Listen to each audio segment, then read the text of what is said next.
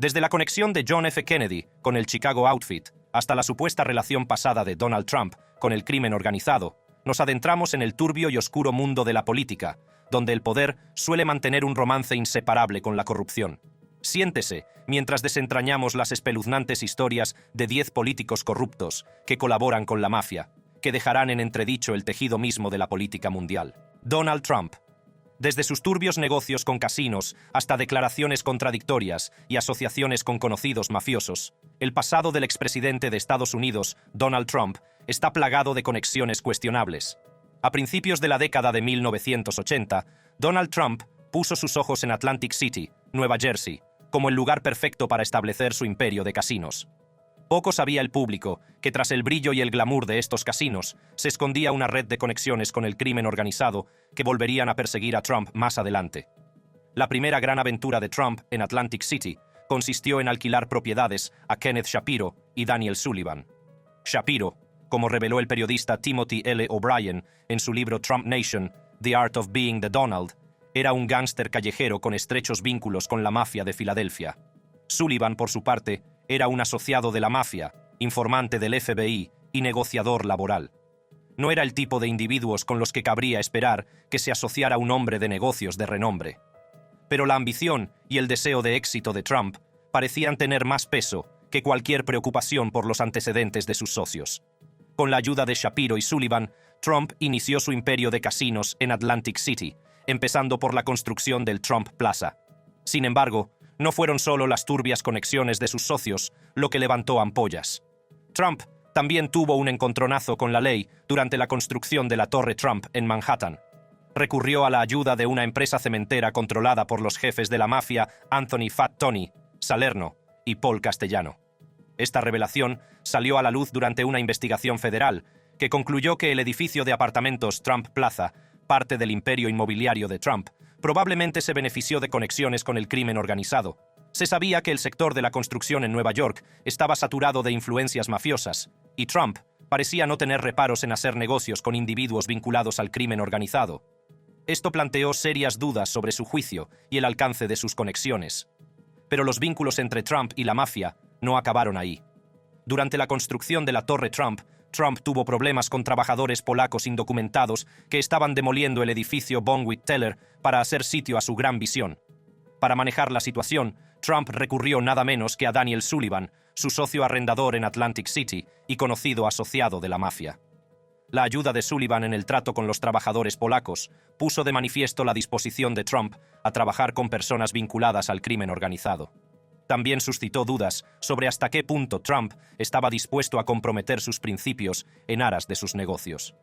Para añadir más intriga a la historia, Shapiro testificó más tarde ante un gran jurado federal que había canalizado ilegalmente miles de dólares al alcalde de Atlantic City en nombre de Trump. Trump, por supuesto, negó estas acusaciones, pero el hecho de que su socio de leasing estuviera implicado en tales actividades planteó serias dudas sobre el conocimiento y la implicación de Trump. A pesar de las crecientes pruebas y acusaciones, Trump ha negado sistemáticamente cualquier asociación con individuos vinculados a la mafia. Su capacidad para desviar las investigaciones y limitar el escrutinio de sus conexiones plantea serias dudas sobre su honestidad e integridad. Los esfuerzos realizados para limitar las investigaciones y el alcance de la implicación de Trump con figuras del crimen organizado dibujan un panorama preocupante. Desde su habilidad para navegar por el panorama político hasta sus asociaciones con figuras notorias como Roy Cohn, la historia de Trump deja al descubierto los oscuros entresijos de sus negocios. A medida que concluimos esta investigación, queda claro que los vínculos entre Donald Trump y la mafia no pueden ser ignorados. La inclusión de la ley Racketeer Influenced and Corrupt Organizations Act, RICO, en su reciente acusación no hace sino añadir más resonancia a sus conexiones pasadas. John F. Kennedy. A continuación, nos adentramos en la apenas creíble historia de corrupción y traición que entrelaza las vidas del emblemático presidente de los Estados Unidos, John F. Kennedy, el cantante de fama mundial, Frank Sinatra, y el notorio submundo del crimen organizado. Estos dos individuos, nacidos en mundos muy diferentes, acabarían enredados en una red de fama, poder y crimen organizado. John F. Kennedy, nacido en el seno de una familia rica y privilegiada, fue preparado para ocupar altos cargos desde su nacimiento. Su padre, Joseph Kennedy, había amasado su fortuna mediante la manipulación del mercado de valores y el contrabando durante la época de la ley seca. Mientras tanto, en el enclave de inmigrantes de Hoboken, Nueva Jersey, el joven Frank Sinatra crecía en un mundo completamente distinto. Sus padres regentaban un bar llamado Marty O'Brien's, cariñosamente conocido como Mob. Fue en este humilde entorno donde comenzaría el viaje de Sinatra hacia el estrellato. Reconociendo que su excepcional talento como cantante era su billete de salida de Hoboken, Sinatra se estableció actuando en clubes propiedad de la mafia. Estos locales se convirtieron en su trampolín hacia el éxito, ya que cautivó al público con su suave voz y su innegable carisma. Mientras Sinatra causaba sensación en la industria musical, John F. Kennedy continuaba su ascenso político. Aunque no está claro qué fue lo que inició su amistad, Sinatra y John F. Kennedy pronto se hicieron muy amigos. Era bien sabido que Kennedy se tomaba descansos entre campaña y campaña para salir con Sinatra, que lo acogió, a él que era un famoso mujeriego, en un mundo embriagadoramente cool, de fiestas exclusivas y mujeres hermosas. Las fotografías de estos dos hombres increíblemente famosos, de mundos supuestamente separados, en las que se les ve retozando en las banquetas de un club, en medio de una neblina de whisky y cigarrillos, marcaron una intersección pública del entretenimiento y la política poco frecuente en aquella época. Sinatra, mareado por su proximidad al poder, apoyó plenamente la candidatura presidencial de Kennedy en 1960.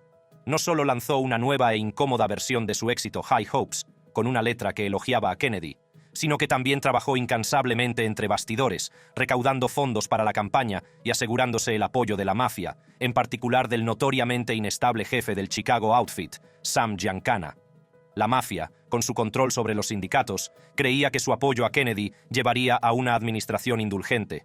A cambio de ayudar a Kennedy a ganar, a los mafiosos se les hizo creer que la nueva administración sería indulgente con ellos. Bobby Kennedy, nombrado fiscal general, rompió el acuerdo informal que la mafia creía haber conseguido. Se propuso acabar con la mafia, dejando a Sinatra y sus conexiones mafiosas en una posición precaria. A medida que se intensificaban las investigaciones de Bobby Kennedy, quedaba claro que la posición de la mafia en la cadena alimentaria distaba mucho de estar asegurada. La relación entre Sinatra y Kennedy también empezó a deteriorarse. En 1962, con el jefe del FBI J. Edgar Hoover pisándole los talones al presidente, la estancia programada de Kennedy en la mansión californiana de Sinatra, una visita para la que el cantante había gastado orgullosamente mucho tiempo y dinero en preparativos, fue cancelada abruptamente. El humillado Sinatra se quedó con un profundo resentimiento e inseguridad. Este giro de los acontecimientos marcó un cambio significativo en la afiliación política de Sinatra. El que fuera un acérrimo demócrata y amigo de los Kennedy se convirtió en republicano. La traición que sintió a manos de su viejo amigo Jack, el hombre que había salido de fiesta con él en Las Vegas y que ahora era presidente, impulsó su transformación política. Mientras tanto, los vínculos de los Kennedy con la mafia darían un giro trágico. En 1963, John F. Kennedy fue asesinado, dejando a una nación conmocionada y de luto. Aunque no se sabe mucho sobre la causa del asesinato, se especula que fue un golpe de la mafia. Las secuelas del asesinato de Kennedy expusieron aún más la frágil naturaleza de la relación de los Kennedy con la mafia, sirviendo como escalofriante recordatorio de las oscuras fuerzas que acechaban bajo la superficie de la política y el mundo del espectáculo estadounidenses. Joseph Esposito. En las bulliciosas calles de la pequeña Italia de Chicago, un joven Joseph Esposito estaba destinado a una vida de delincuencia.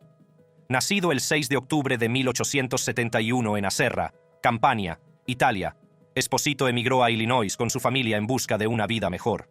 Poco podían imaginar que su hijo se convertiría en una de las figuras más notorias de la historia criminal de Chicago. De adolescente, Esposito se sintió atraído por el encanto de las calles y se unió a una banda callejera que prosperaba en el barrio. Cuando la ley seca se extendió por todo el país, en la década de 1920, Esposito vio la oportunidad de sacar provecho de la demanda de alcohol ilegal. Formó su propia organización delictiva, conocida como la Banda del 42, que se estableció rápidamente como una fuerza a tener en cuenta en el negocio del contrabando. La Banda del 42, dirigida por Esposito, conocido popularmente como Diamond Joe, se convirtió en una máquina bien engrasada que introducía alcohol de contrabando en la ciudad y lo distribuía a bares clandestinos e ilegales. Sus operaciones estaban rodeadas de secretismo y la astucia y estrategia de Esposito garantizaban que las fuerzas del orden se mantuvieran un paso por detrás. Mientras el imperio criminal de Joseph Esposito crecía, también lo hacía su sed de poder. Se dio cuenta de que, Para consolidar su influencia, necesitaba ampliar su alcance al ámbito de la política. Y así, puso sus miras en convertirse en jefe de distrito republicano en el Distrito 19 de Chicago. Mediante una combinación de manipulación, soborno e intimidación, Esposito se abrió camino en la arena política. Se convirtió en un maestro de los tratos secretos y forjó alianzas con figuras influyentes, al tiempo que mantenía sus vínculos con la mafia. El poder político de Esposito le proporcionó una ventaja única: la capacidad de proteger y dar cobertura a las bandas de contrabandistas que operaban en las comunidades italianas de Chicago. A cambio de su lealtad y apoyo financiero, se aseguraba de que las fuerzas del orden hicieran la vista gorda ante sus actividades ilegales. Pero no solo se alió con la mafia local. Sus ambiciones le llevaron a forjar conexiones con algunas de las figuras más notorias del crimen organizado, incluido su rival, Al Capone. Su relación era tanto de cooperación como de competencia, ya que competían por el control de las empresas criminales de la ciudad. Sin embargo, a medida que crecía el poder y la influencia de Esposito, también lo hacían las amenazas contra él. Facciones rivales de la mafia, así como las fuerzas del orden, intentaron acabar con él. La línea entre la política y el crimen organizado era cada vez más difusa y las consecuencias de sus actos le estaban pasando factura. A finales de la década de 1920, la presión sobre Esposito se intensificó. El gobierno federal, bajo el liderazgo de Eliot Ness y su equipo de intocables, lanzó una implacable campaña para desmantelar las organizaciones criminales de la ciudad. Esposito se encontró en el punto de mira de su investigación. Pero no solo la ley suponía una amenaza para Esposito. Su rival, Al Capone, le consideraba un obstáculo para sus propias ambiciones y pretendía eliminarle.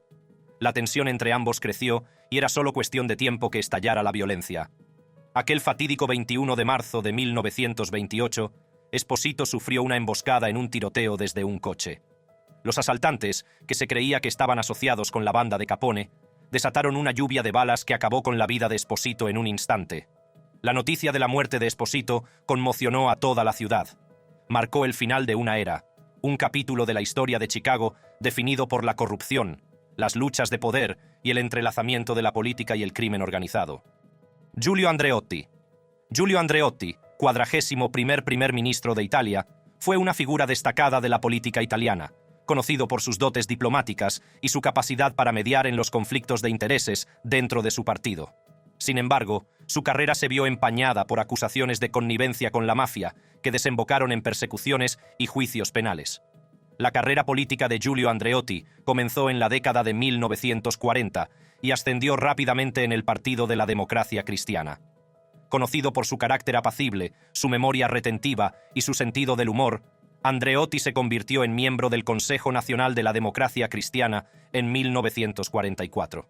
Sus primeros logros políticos prepararon el terreno para su futura prominencia en la política italiana. En 1946, Andreotti fue elegido miembro de la Asamblea Constituyente de Italia, donde ocupó el cargo de secretario del Consejo de Ministros bajo Alcide De Gasperi.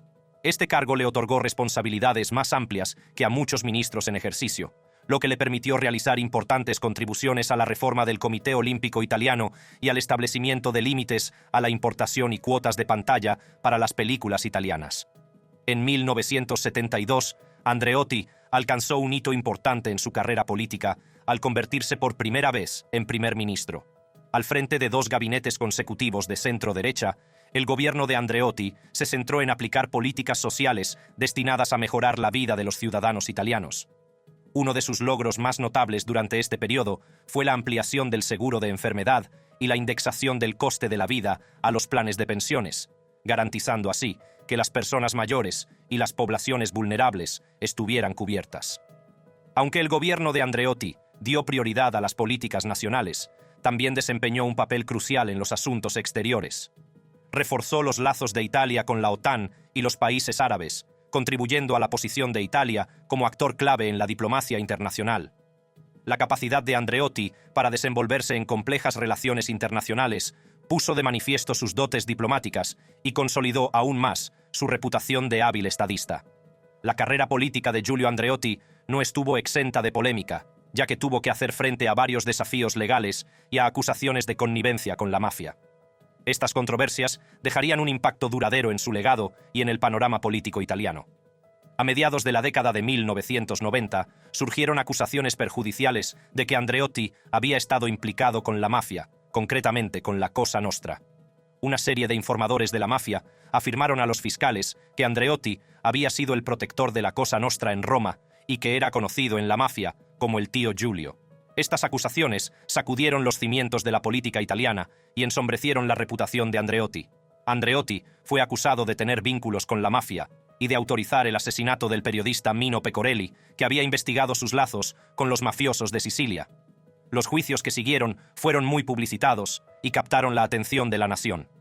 Aunque Andreotti fue absuelto del cargo de asesinato en 2003, los jueces del otro caso dictaminaron que había existido una colaboración concreta entre Andreotti y la mafia antes de 1980.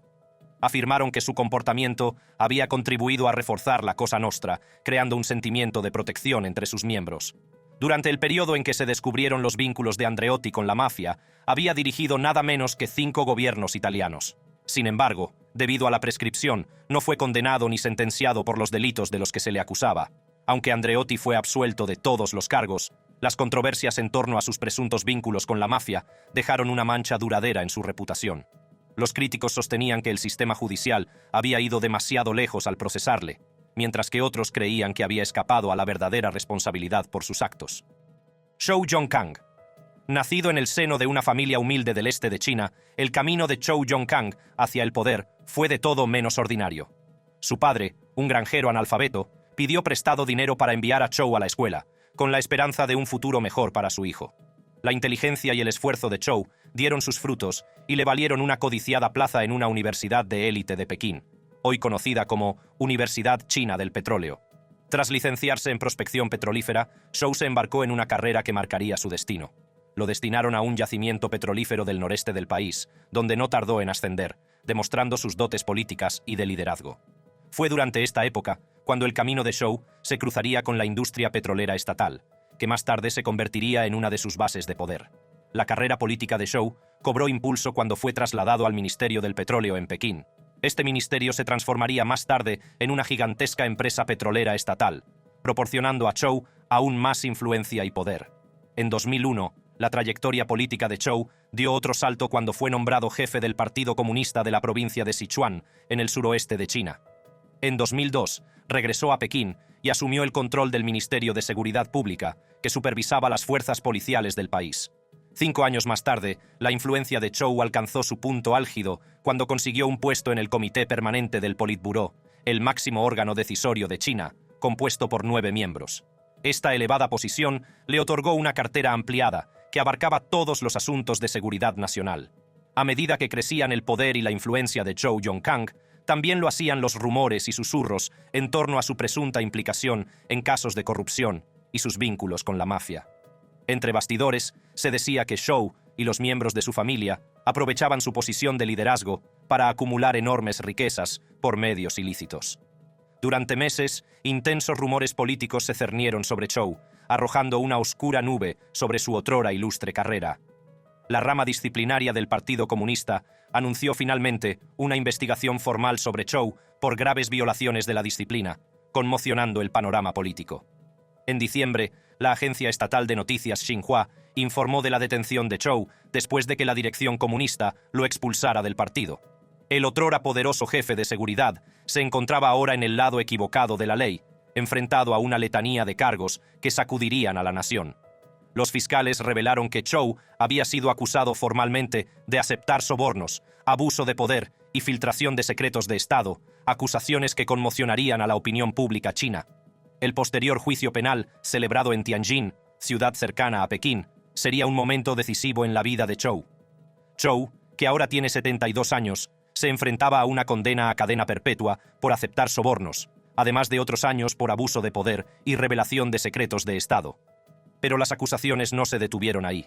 Los investigadores del partido acusaron a Zhou de mantener relaciones con varias mujeres y de intercambiar poder y dinero por sexo, lo que empañó aún más su reputación y conmocionó a la nación.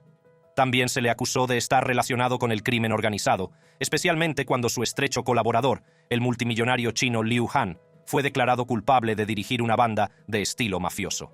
El juicio dejó al descubierto el alcance de la supuesta corrupción y abuso de poder de Zhou, sin dejar lugar a dudas de que había abusado de su posición para beneficio personal. La historia de Zhou Yongkang sirve de advertencia sobre los peligros del poder sin control y las consecuencias de sucumbir a la corrupción. Es un recordatorio de que incluso las figuras más poderosas pueden caer por su propia codicia y actividades ilícitas. Silvio Berlusconi. A continuación, nos adentramos en el escandaloso mundo de Silvio Berlusconi, ex primer ministro de Italia y figura destacada de la política italiana. Conocido por su carismática personalidad y su imperio mediático, la carrera de Berlusconi se ha visto empañada por polémicas y acusaciones de corrupción.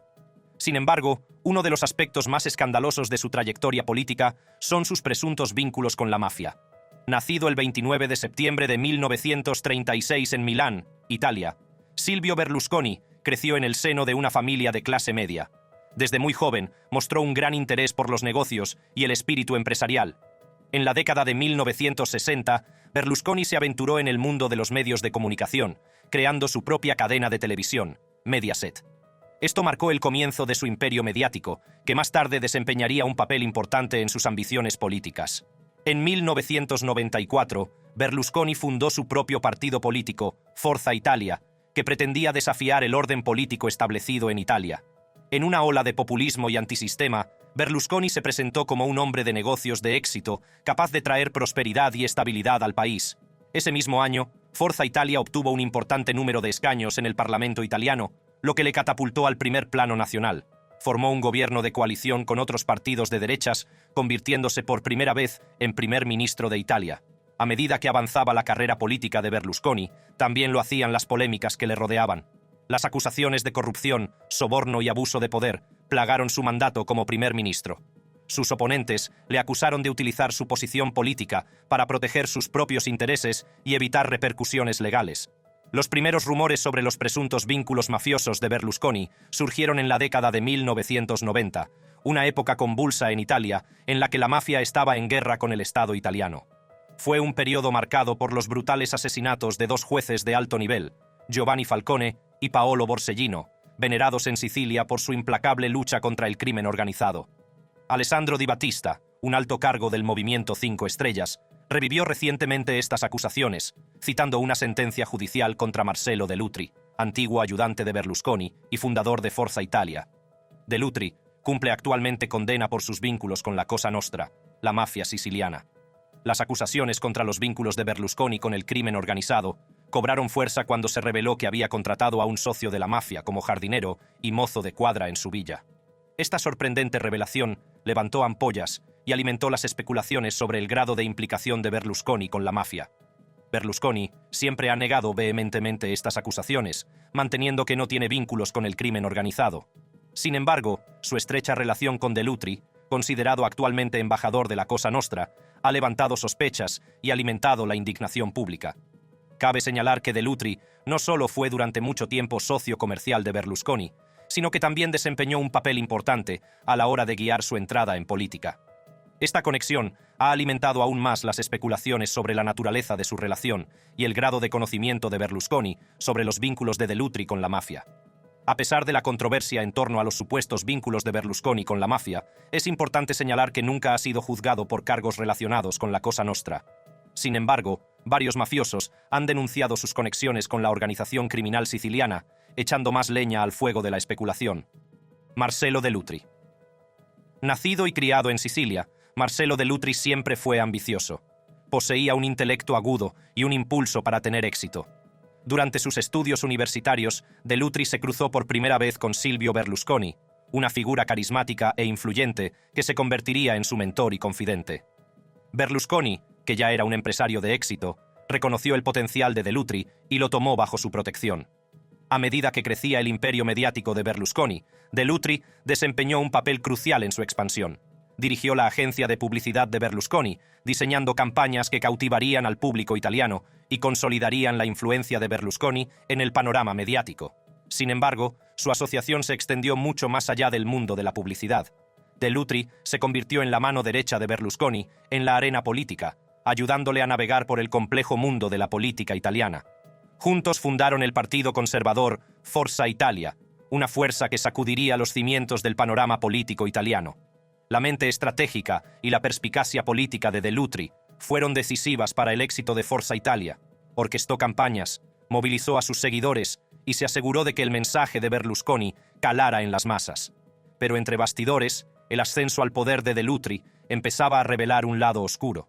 Sin que la opinión pública lo supiera, había forjado profundas conexiones con la mafia siciliana, actuando como intermediario entre el AMPA y la élite empresarial milanesa, incluidas las empresas de Berlusconi. Todo esto se revelaría más tarde durante su juicio, a raíz de las investigaciones sobre su asociación con la mafia. Las pruebas dibujaban un cuadro vívido del papel de Dell'Utri como facilitador e intermediario, vinculando a la mafia siciliana con el mundo empresarial milanés.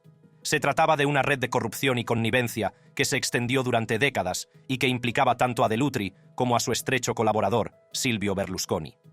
A medida que se desarrollaba el juicio de Marcello Dell'Utri en la ciudad de Palermo, los fiscales iban presentando una gran cantidad de pruebas impactantes que pondrían al descubierto el alcance de sus vínculos con la mafia siciliana. Estas pruebas, que iban desde conversaciones telefónicas interceptadas hasta registros financieros y testimonios de antiguos miembros de la mafia, pintaron un cuadro condenatorio de la implicación de Dell'Utri en actividades delictivas. Pero quizá las pruebas más convincentes fueron los testimonios de antiguos miembros de la mafia. Estos individuos, que en su día formaron parte de la mafia siciliana, ofrecieron testimonios de primera mano sobre el papel de Dell'Utri como facilitador e intermediario. Sus testimonios ofrecieron una imagen vívida de las profundas conexiones de Dell'Utri con el AMPA. Los antiguos miembros de la mafia describieron a Dell'Utri como un socio de confianza, alguien que se había ganado el respeto y la confianza de la mafia siciliana. Hablaron de reuniones secretas, transacciones clandestinas y de la influencia que Dell'Utri ejercía en el mundo de los negocios de Milán. Sus testimonios no dejaban lugar a dudas sobre la implicación de Dell'Utri en el crimen organizado. A pesar de las abrumadoras pruebas presentadas durante el juicio, Dell'Utri mantuvo su inocencia, alegando que era víctima de una persecución por motivos políticos. Se presentó a sí mismo como un chivo expiatorio, atrapado en el fuego cruzado de una batalla política mayor. Sin embargo, el peso de las pruebas y los testimonios de antiguos miembros de la mafia resultaron demasiado sustanciales para ser ignorados. En 2014, Dell'Utri fue declarado culpable de actuar como intermediario entre la mafia siciliana y la élite empresarial de Milán. Fue condenado a 9 años de prisión, un veredicto que conmocionó al país. La condena marcó un punto de inflexión en la lucha de Italia contra el crimen organizado. Puso al descubierto las arraigadas conexiones entre la mafia y la élite política y empresarial, obligando a la nación a enfrentarse a la incómoda verdad de que la corrupción y la connivencia no se limitaban a las sombras, sino que se habían infiltrado en las más altas esferas del poder. Jim Traficant.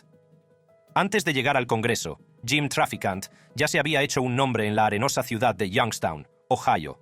Conocida como Murder City, USA, Youngstown había estado durante mucho tiempo bajo las garras de la mafia, con cadáveres arrojados al cercano embalse de Meander. La influencia de la mafia se extendía al departamento de policía y a los políticos, dejando a pocos impunes a su control. Pero Traficant, una antigua estrella del fútbol universitario y consejero local sobre drogas, estaba decidido a desafiar su poder. En 1980, Traficant decidió presentarse a sheriff en las primarias demócratas, enfrentándose al sheriff en funciones, conocido por sus estrechos vínculos con la mafia. Poco podía imaginar que su camino le llevaría a un peligroso baile con figuras del crimen organizado.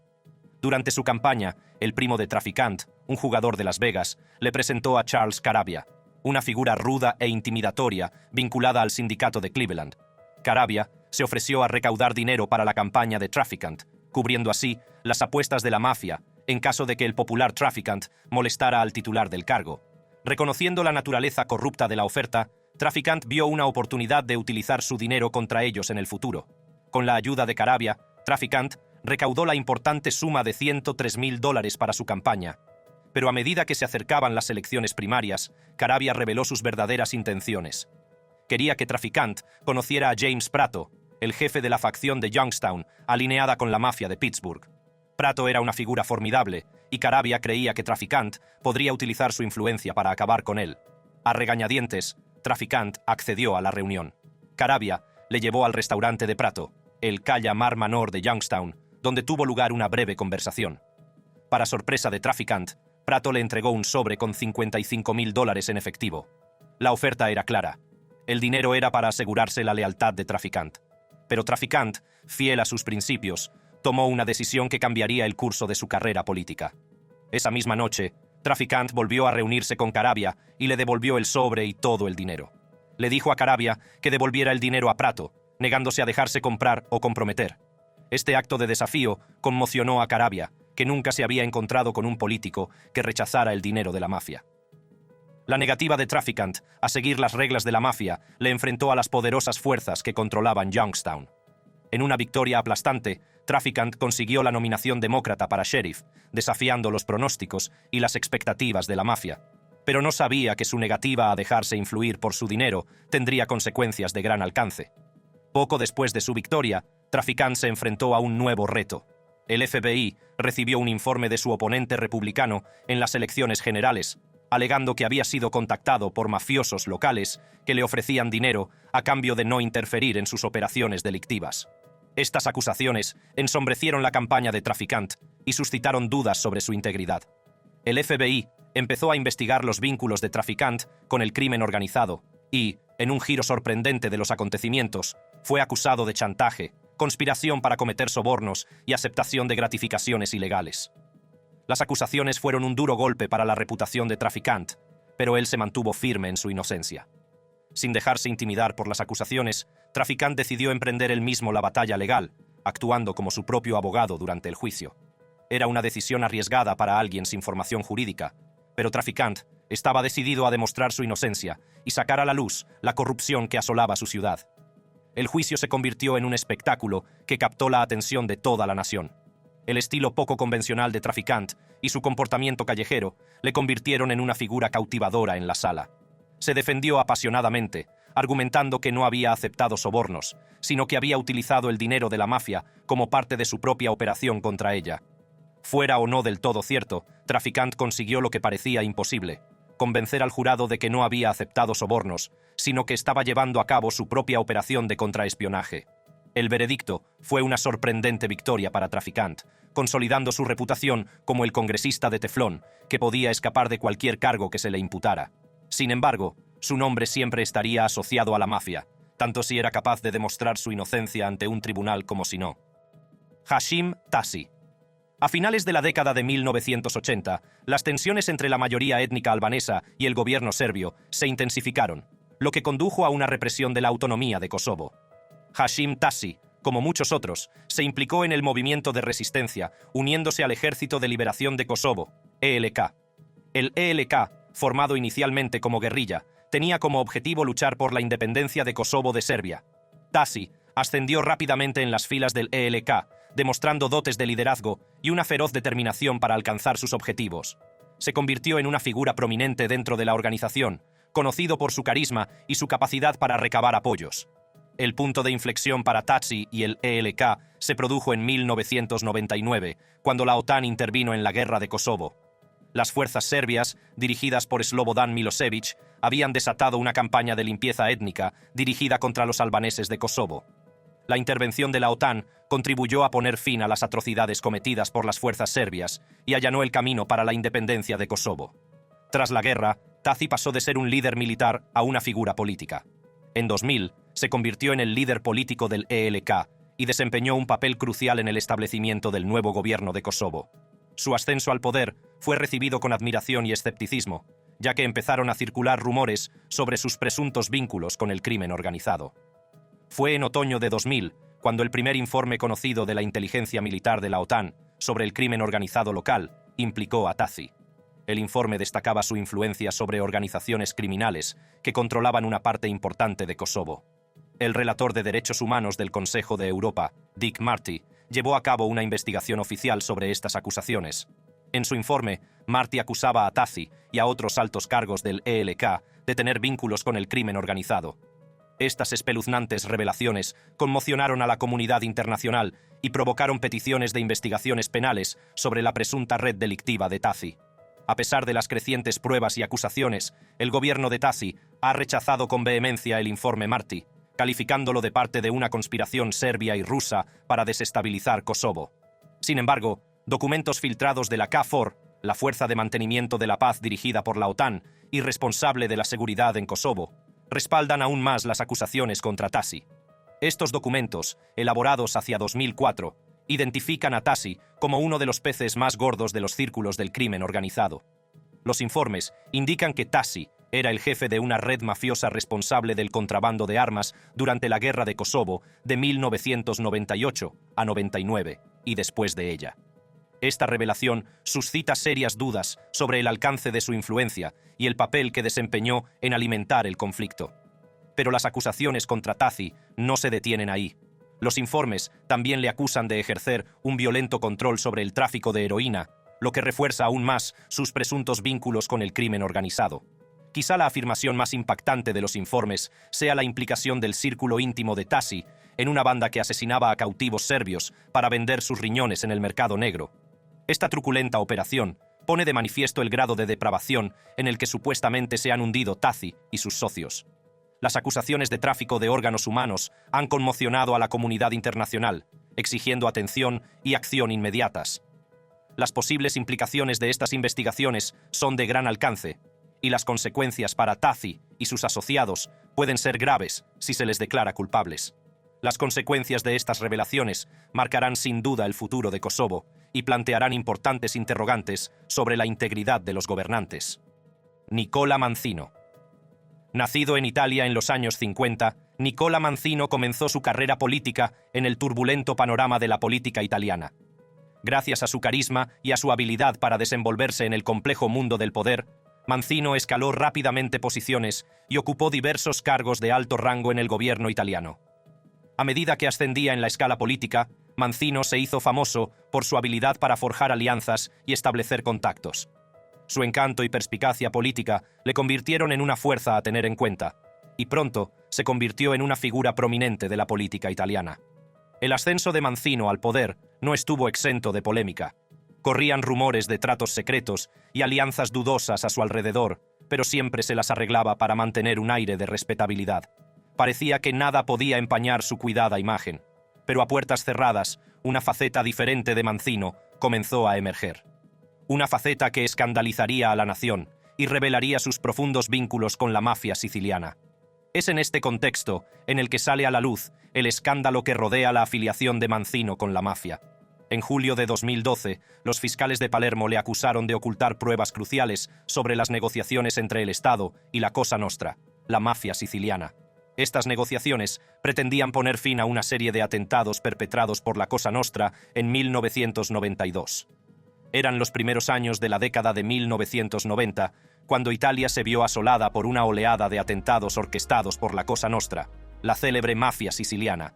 Estos atentados se saldaron con la muerte de fiscales antimafia y civiles inocentes, dejando a la nación sumida en el miedo y el caos. Desesperado por poner fin a la violencia, el gobierno italiano entabló negociaciones secretas con la mafia, y en el centro de estas negociaciones estaba Nicola Manzino, ex ministro del Interior. Las acusaciones contra Manzino son escandalosas. Se cree que hizo tratos con la mafia para detener los atentados y evitar el asesinato de magistrados antimafia. Pero, ¿qué obtuvo la mafia a cambio? La mafia buscaba relajar las penas de prisión para sus miembros encarcelados. Fue un intercambio siniestro, en el que el deber del gobierno de defender la justicia parecía verse comprometido en aras de una paz temporal. El juicio, celebrado en un búnker secreto cerca de Palermo, se convirtió en un espectáculo sin igual. Con la asombrosa cifra de 1.788 testigos que acudieron a declarar, parecía imposible que Manzino saliera airoso de las acusaciones. Por otra parte, la nación se enfrentaba a la realidad de que uno de sus líderes de confianza se había visto envuelto en una red de corrupción y engaño. Las implicaciones de la afiliación de Manzino a la mafia iban mucho más allá de su reputación. El juicio sacó a la luz un problema muy arraigado en el gobierno italiano, donde las fronteras entre la política y el crimen organizado se difuminan. Aunque fue absuelto el 20 de abril de 2018, el juicio ya había dejado una mancha en la reputación de Manzino. Su relación con la mafia sirve como un duro recordatorio de que el alcance de la mafia se extiende mucho más allá de las sombras, y su influencia puede corromper incluso a las instituciones más poderosas. Este vídeo de 10 políticos corruptos que colaboran con la mafia demuestra que el dicho «el poder absoluto corrompe absolutamente» no es más que la verdad, y que, en el mundo de la política, la gente haría cualquier cosa por conseguir el poder. Para ver más vídeos esclarecedores como este, haced clic en las tarjetas que aparecen en vuestras pantallas y os espero al otro lado.